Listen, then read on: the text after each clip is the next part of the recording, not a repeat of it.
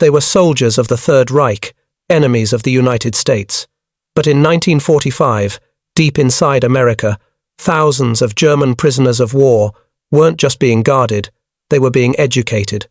They were earning college degrees from their captors. August 19th, 1944. A drainage ditch somewhere east of Chambois, France. The world is ending. For Gefreiter Jürgen Müller, 19 years old, and fighting with the remnants of the 7th Army, this is not a metaphor. It is a sensory fact. The air doesn't just carry sound, it is sound. A deafening physical wall of noise. The sky screams as P-47 Jabos, the cursed Allied fighter bombers, make another pass. Jürgen presses his face into the wet, French mud, tasting diesel fuel and iron. His Stahlhelm rings like a church bell as shrapnel pings off it. A few meters away, his Oberleutnant man who, just yesterday, was calmly reading a letter from home simply vanishes in a cloud of red mist and pulverized earth from a direct mortar hit. This is the Falaise Pocket. It is not a battle, it is a cauldron. Jürgen's K-98 rifle is useless. He fired his last 7.92mm round an hour ago, at shadows moving in the smoke. His sold book is soaked in a mixture of sweat and a comrade's blood. He is starving, having eaten nothing but a few sour apples in the last 48 hours. He is exhausted, but the adrenaline and terror are the only things keeping him conscious. Every piece of propaganda he has ever seen flashes through his mind. The newsreels from the propaganda company, the posters showing the Americans as savage, gum-chewing gangsters, as ape-like brutes desecrating European culture. He remembers his training officer's warning. They take no prisoners. They will shoot you in a ditch and laugh. They are not soldiers, they are criminals. The sound changes. The high-pitched whistle of the Jabos fades, replaced by a low, guttural rumble. It's not their tanks. The clatter of the Panzer IV tracks is a sound he knows like his own heartbeat. This is different, deeper. The clank and squeal of M4 Shermans. Then, voices. Barking, sharp, and utterly alien. "Get 'em! They're in the ditch! Light 'em up!" Jürgen's squad is gone. He is alone. His hands, caked in mud and grime, begin to shake uncontrollably. This is it, the end promised by the Führer. A meaningless death in a foreign field, shot by a barbarian. A shadow falls over him. He looks up, squinting against the grey, smoky sky. A tall American soldier stands over the ditch, his face smeared with green and black paint. He's chewing gum, even now. The American levels his M1 Garand. "Hände hoch!" Jürgen screams, the word tearing from his raw throat. "Kamerad, Kamerad, please!" He squeezes his eyes shut, waiting for the crack of the rifle, the impact that will end the terror. Nothing. He opens one eye. The American GI looks bored, tired. He spits the gum onto the ground. "On your feet, Kraut," the GI grunts. He nudges Jürgen with his boot. "Up, Los. Get up." Another GI joins him, covering Jürgen as the first one roughly yanks away his belt, his empty ammo pouches, and his dull trench knife. They don't hit him. They don't kick him. They just push him, hard, toward a growing column of other men in tattered Feldgrau uniforms. This, Jürgen thinks, is a trick. The real brutality is being saved. He has marched for miles, part of a shuffling, hollow-eyed sea of defeated Germans. They are herded onto trucks, then into 40 and 8 boxcars, the same kind Germany used to transport its own armies, designed for 40 men or 8 horses. It's standing room only. The smell of unwashed bodies, fear, and dysentery is overwhelming. But then, a guard cracks the door. He throws in wooden crates, not grenades, sea rations, hard biscuits and tins of processed meat. It tastes like chemicals and salt, but it's food. Days blur into a grey, hopeless fog. They are processed at a port, likely Cherbourg. They are stripped naked and blasted with lice-killing DDT powder, a humiliating, dusty fog that stings their eyes. They are marched up the gangplank of a huge Liberty ship. Jürgen has never seen the ocean. He and thousands of others are packed deep into the cargo hold. The engines start, and a deep vibration runs through the steel hull. They are at sea. The rumors fly through the hold. They are taking us to Canada to freeze. To Siberia, they have given us to the Soviets. To a prison island. We will be worked to death. The voyage is 12 days of hell. The North Atlantic is rough. Everyone is seasick. The air is thick and rancid. But they are fed. Twice a day, they get food and water. They are not beaten. When they finally disembark, the air is warm and humid. They are weak-kneed, blinded by the sun. They are marched, again, to a train. This one has windows. They pass small towns with wooden houses and strange, massive automobiles. Finally, the train stops. Everybody out! Raus! Raus! Jürgen stumbles onto a platform. He sees a sign. He can't read most of the English, but he recognizes the name of the state, Virginia. They are in America, the heartland of the enemy. They are marched to a massive camp enclosed in barbed wire. Watchtowers loom at the corners. Guards with crisp uniforms and polished helmets watch them file in. They carry M1 rifles, but also short, thick billy clubs. Jürgen's stomach clenches. The good treatment was a lie. This is it. This is the camp. This is where the real brutality, the brutal America he was promised, will finally begin. Jürgen and the other men are marched through the gates of Camp Patrick Henry, Virginia. The air is thick with humidity, heavier than any summer day he remembers in Bavaria. The guards shout, their American accents sharp, but the words they use are the ones they've learned from GIs. Achtung, schnell. They are processed in a long, wooden barracks. They are photographed. Their fingerprints are taken. They are handed new identification tags, simple fiber discs, to be worn at all times. They are given a full issue of new clothing. But it's not the thin, striped, pajama-like uniform he's seen in photos of concentration camp inmates. He is handed dark blue denim work trousers and a matching jacket. Stenciled in large white letters on the back and legs is a single word, PW. He is given 2 chambray shirts, underwear, socks, and a pair of sturdy work boots. It is simple, coarse clothing, but it is clean. It is whole. A grizzled American sergeant, a man who looks old enough to have fought in the First War, addresses them through a translator, another prisoner, a Sonderführer who spoke English and was captured in North Africa. You are prisoners of war under the Articles of the Geneva Convention, the translator says, his voice flat. You will work. You will be paid for your work. You will obey all orders. You will not attempt escape. You do this, you will be treated fairly. You cause trouble, you will not be. Jürgen is assigned to a barracks. It's a simple tar paper and wood building, but it's not a hole in the ground.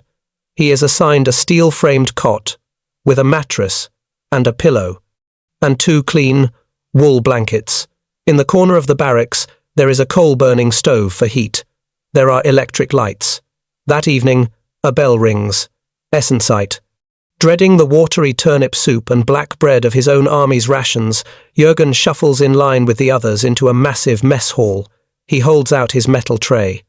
A heavy-set American cook in a white apron, a man who looks like he has never missed a meal in his life, dumps a ladle of beef stew onto his tray. It's thick with potatoes and carrots and meat, real chunks of beef. Next to it, a scoop of mashed potatoes, 2 slices of soft white bread with a pat of butter, a tin cup of hot black coffee. Jürgen sits at a long wooden table. He looks at the food. He looks at his fellow prisoners. They are all staring, unmoving. A young Panzer Grenadier next to him, a kid from Berlin with a still-healing burn on his cheek, quietly begins to cry. Jürgen picks up his spoon and takes a bite. The stew is hot, savoury. The coffee is bitter but good. It is more food, and better food, than he has eaten in 2 years, even as a soldier in the master race. This, he thinks, is the true psychological warfare. They are trying to make them weak, to break their spirit with kindness before the real torture. The next day, the work begins. Jürgen, classified as a low-risk enlisted man, is assigned to a labour detail. He is not sent to a mine. He is not forced to build fortifications. He is put on a truck and driven to a local farm to harvest peanuts. He works alongside other prisoners, guarded by only 2 GIs who sit under a tree, smoking cigarettes and reading comic books.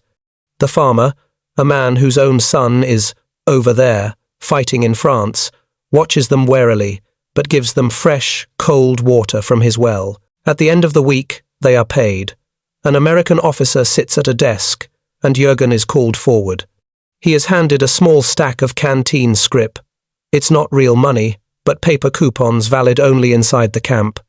The officer explains, through the translator, that he has earned 80 cents per day for his labor, as stipulated by the Geneva Convention. 80 cents. He has been paid by the enemy. With this scrip, he goes to the camp canteen, or PX. He expects a small, guarded counter, with perhaps some stale bread. Instead, he walks into a store. It's a shop, filled with goods. He sees things he hasn't seen since before the war. He sees stacks of Lucky Strike and Chesterfield cigarettes. He sees Coca-Cola bottles, glistening with condensation in an icebox. There are Hershey's chocolate bars, lifesavers, chewing gum, razor blades, soap, writing paper, and even magazines. Jürgen uses his pay to buy a bar of chocolate and a pack of cigarettes. He sits on his cot, slowly smoking a real, American cigarette, and eats the chocolate. It's so sweet it almost makes his teeth hurt. He looks around the barracks. Other men are doing the same. Some are writing letters, home letters, that the camp authorities promised would be sent via the Red Cross. Some are playing cards. In the corner, a Luftwaffe pilot, an Oberleutnant, is strumming a guitar someone bought from the canteen. Jürgen lays back on his cot, the unaccustomed feeling of a full stomach and the buzz of nicotine making him dizzy. This is not brutality. This is abundance. He doesn't understand. The propaganda was a lie. But if that was a lie, what else was? He realizes, with a chilling sense of dislocation, that he is safer, better fed, and more comfortable as a prisoner of war in America than he ever was as a soldier of the Reich. But the strangest shock was yet to come. It wasn't the food, the pay, or the cigarettes. It was the blackboard. The blackboard isn't in his barracks. He sees it, at first, as a rumor. A notice, typewritten in German on flimsy paper, is pinned to the mess hall bulletin board, right next to the work rosters and a fading poster on the dangers of malaria. It reads, Anmeldungen für Schulkurs. Jürgen, whose formal education ended when he was old enough to drive a tractor, ignores it. It seems absurd, a trick, but the weeks turn into a month. The routine of Camp Patrick Henry becomes a dull, predictable rhythm. Wake, roll call, a massive breakfast, work on the farm, return to the wire, a massive dinner, free time, lights out. The routine is safe, it is comfortable, and it is mind-numbing. He watches other men. They are separating. One group, mostly older Wehrmacht and Volkssturm conscripts, focuses on work, the canteen, and playing scat, counting the days.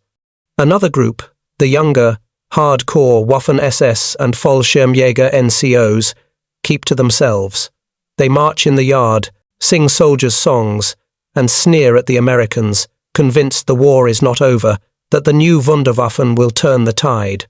Then there is a third group. They carry books. One afternoon, his curiosity gets the better of him. He follows this third group past his own barracks, toward a set of long huts at the far end of the compound. He pushes open the door to Barracks 21. It smells different, not of sweat, old boots, and cigarette smoke. It smells of chalk dust and old paper. The cots are gone. In their place are rows of simple wooden benches. At the front of the room is a wide, black slate. A German Hauptmann, a man with a scarred face and glasses, is standing at the board, writing. He is not diagramming a battle plan. He is writing, "The dog is brown." Jürgen stands in the doorway, stunned. The benches are full. He sees Panzer crewmen, Luftwaffe radio operators, and grizzled infantrymen, all leaning forward, their brows furrowed in concentration. They are struggling, sounding out the alien English words. "Tuh," the Hauptmann says, pointing at the first word. "Z," a Feldwebel repeats, his thick Berlin accent butchering the sound. "No," tongue between the teeth. "The."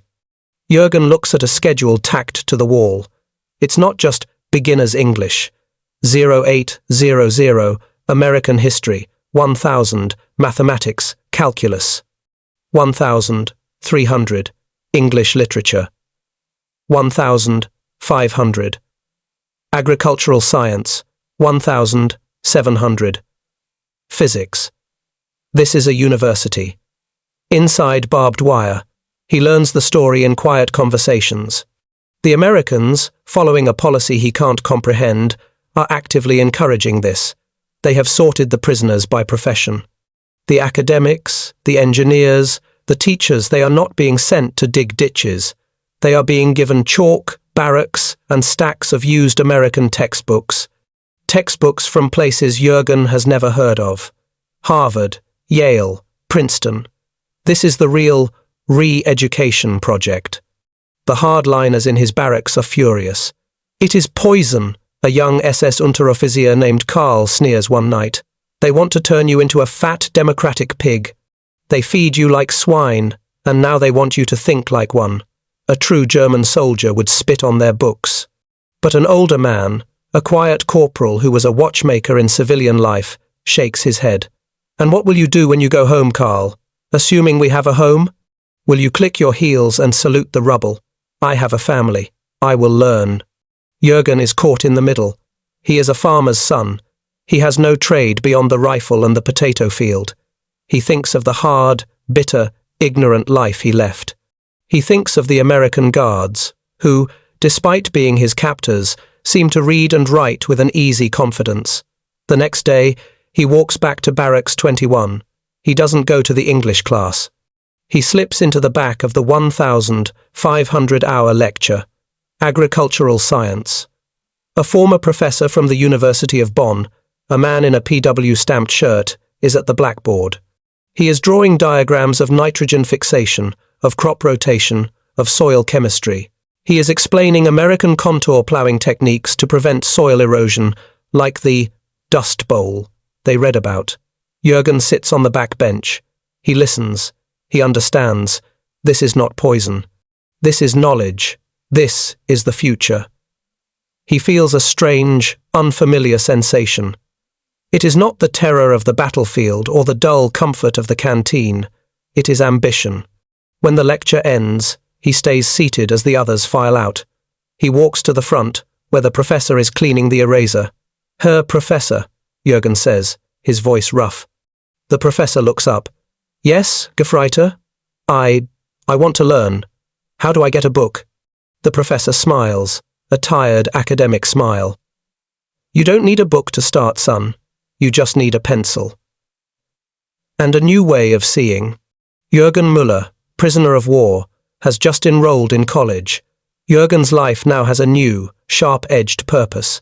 The daily farm work, once a monotonous drudgery, becomes a living laboratory. He looks at the red Virginia clay not as dirt to be shoveled, but as a chemical compound he's just studied. He finds himself asking the American farmer, through gestures and a growing, broken English vocabulary, about his crop rotation. The farmer, surprised, points to the fields of soybeans. Good for the soil, he says. Nitrogen. Jürgen nods. He knows this word. Stickstoffbindung. He had learned the equation for it just last night. The evenings are his true focus. After dinner, he bypasses the card games and the smoky arguments in his own barracks. He goes straight to Barracks 21, which the prisoners have nicknamed Die Universität. It is now the most active part of the camp. The Americans, seeing the program's success in keeping the peace, have supplied it with surplus army field desks, more blackboards, and crates of donated textbooks. He sits with men who were his superiors. But here, rank means nothing. A Sturmbannführer from an SS Panzer division, a man with the Knight's Cross, sits humbly at a bench, while a former high school teacher, a Gefreiter, captured in Normandy, drills him on the irregular verbs of the English language. Jürgen excels at agriculture, but he forces himself to take the other courses. The hardest is Principles of Democracy. The instructor, Dr. Meyer, is relentless. He draws diagrams of the three branches of government. He explains the concept of a check and balance. To Jürgen, raised on the Führerprinzip, the principle that all authority flows from one man at the top. The idea is baffling. But who is in charge? Jürgen asks one session, frustrated.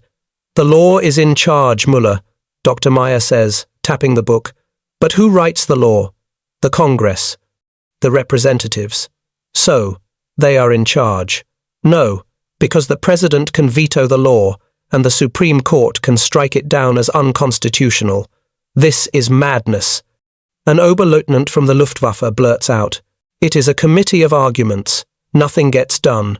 In Germany, an order is given, and it is done. Yes, doctor." Meyer says, his voice dangerously quiet. "We all saw how well that worked out." The room falls silent. They are no longer just prisoners. They are survivors of a failed idea. Jürgen discovers the camp library.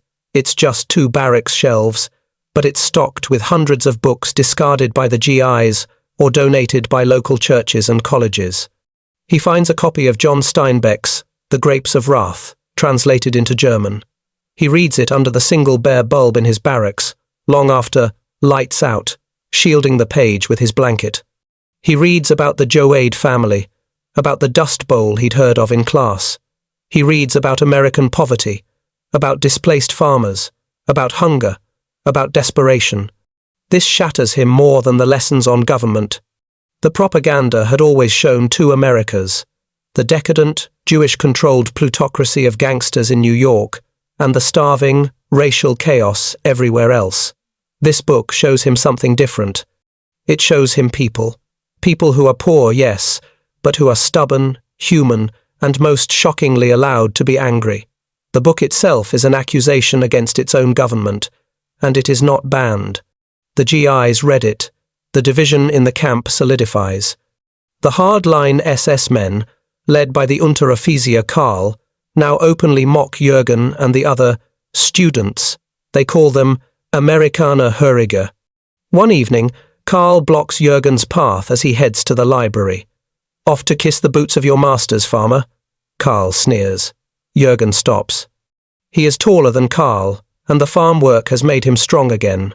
He looks at the Unteroffizier's SS lightning bolt collar tabs, faded from wear. "I am going to read, Karl. Read their lies. They feed you, they make you soft, and now they make you stupid. You're a disgrace to your uniform." "I don't wear a uniform anymore," Jürgen says, gesturing to the PW on his trousers. "I wear this, and when I go home, I will take my brain with me. What will you take?" Karl shoves him. The Führer Jürgen shoves him back, hard. Karl stumbles. "The Führer is in a bunker in Berlin, and we are in Virginia. I am learning how to live. You are just learning new ways to be angry." He walks past Karl, leaving him seething. As the months turn into a year, Jürgen's progress is astonishing. He speaks functional English. He understands soil chemistry, economics, and American history better than most of the guards. Finally, the camp administration, in conjunction with a local community college, offers formal examinations. Jürgen sits in the mess hall, which has been converted into an exam room with hundreds of other prisoners. The tables are spread far apart. American guards and Red Cross observers walk the aisles. He bends over the test paper of final exam for a certificate in agricultural science. He writes for 3 hours. He diagrams irrigation systems. He explains the economic principles of a free market co-op. He answers an essay question on the long-term effects of monoculture farming. A month later, his name is called at a camp-wide assembly. He walks to the front. An American colonel the camp commandant hands him a piece of heavy, cream-colored cardstock. It's a certificate. It has his name, Jürgen Müller, and it's signed by the dean of the college. He walks back to his bunk, holding the paper. He reads the words, Certificate of Achievement. He sits on his cot, the same one he was assigned on that first day of terror. He looks at his hands. They are still rough, still calloused from the farm work, but they are different. They are no longer just the hands of a Gefreiter who pulled a trigger, or a farmer's son who pulled a turnip. They are the hands of an educated man. He, Jürgen Müller, holds a college degree. He couldn't believe his brutal American guards let him do it. More than that, he couldn't believe he had done it. The war, he knows, is ending. But for him, something new is just beginning. May 8th, 1945. The camp is unnervingly quiet. The news comes over the camp's loudspeakers, first in English, then in German, spoken by the camp translator. As of 23:01 hours, Central European time, all hostilities have ceased. The war in Europe is over. The German High Command has surrendered unconditionally. There is no cheering. Jürgen stands in the middle of the compound, his agricultural certificate, now protected in a folder made from a C-ration box, tucked under his mattress. He watches the reactions. The older Volkssturm men sit on their cots, many of them simply bowing their heads, their shoulders shaking with silent sobs. It is over. They can go home. The hardliners, Karl's group, are assembled by their barracks. Their faces are white with rage and disbelief. It's a lie. Karl shouts, his voice cracking. A Bolshevik Jewish trick. The Führer would never surrender. We are betrayed. They begin to sing the Horst Wessel Lied, a defiant, hollow sound that is quickly cut short by American guards, who emerge from the towers not with rifles, but with heavy clubs. The Reeducation is over. Denazification is about to begin. And then there is Jürgen's group, the students. They gather by Barracks 21, their university. They feel nothing. Or rather, everything at once. There is relief, but it is cold. There is no home to return to, not the one they left. They have spent the last year meticulously studying the failure of their own civilization. They are doctors who have diagnosed their own country with a terminal illness. What now, Herr Professor? Jürgen asks Dr. Meyer. Dr. Meyer pushes his glasses up his nose. He looks at the barbed wire fence, which suddenly seems less like a cage and more like a protective barrier. Now, Müller, he says, we find out if any of this was real. The Americans move quickly. The camp is split. Prisoners are interviewed, one by one. Their letters are read, their barracks mates questioned. They are classified. The blacks, the unrepentant SS and Nazi party officials like Carlare, separated by a new, internal barbed wire fence. They are put on reduced rations and assigned the hardest, filthiest labor. Jürgen, with his course load and his certificate, is classified as white. An anti-Nazi. He is, ironically, now an ally of his captors. He and the other whites are moved to a different camp, a repatriation center. The work stops. The classes are replaced with new, mandatory lectures on the structure of the new, occupied Germany. They are being prepped. They are no longer just prisoners. They are the first stones of the reconstruction. Months pass. The war in the Pacific ends. The world is at peace. Finally, in the cold, clear autumn of 1945, his name is called. He is to be shipped home. He is marched onto another Liberty ship, this one bound for Bremerhaven. The voyage back is the reverse of his first. The hold is not packed. The men are not sick with fear. They are quiet, pensive. They play chess. They hold study groups. They debate the Morgenthau Plan versus the new Marshall Plan they've heard rumors about. Jürgen spends his time on deck, staring at the grey Atlantic, his English-language copy of The Grapes of Wrath in his lap. When they see the coast of Germany, a cheer goes up, but it dies in their throats. The port is not a port. It is a skeleton. Skeletons of cranes claw at the sky. The skeletons of sunken ships jut from the harbour like broken teeth. As they march off the ship, there is no one to greet them. The city is gone. Jürgen steps onto the soil of his homeland for the first time in over a year. The air smells of damp, cold plaster, of ash, and of human waste. He sees the civilians. They are called Trümmerfrauen Rubble Women-Thin, wraith-like figures in headscarves, forming human chains to pass bricks from one pile to another. They don't look up. He and his fellow POWs, healthy from a year of American food, their faces filled out, wearing clean PW-stamped coats, are marched through the canyons of rubble. A small, ragged child, no older than 6, watches them from a collapsed doorway. He points at Jürgen. Americana, he whispers, not in hate but in awe. Jürgen stops. He realizes the boy isn't calling him an American. He is seeing his clothes, his health, and assuming he is one. Jürgen reaches into his pocket, past the precious certificate. He finds the one thing he had saved from the canteen, a single foil-wrapped stick of Wrigley's double-mint gum. He crouches, holding it out. The boy flinches, expecting a blow. Es ist gut, Jürgen says, his voice thick. It is okay. The boy snatches the gum and vanishes into the rubble. Jürgen stands up. He looks at the ruins of his country. He looks at the frightened, starving, broken people who are now his responsibility. He thinks of the ignorance that led him into a ditch in France. He thinks of the knowledge that was handed to him in a camp in Virginia. He was no longer a soldier. He was no longer a prisoner.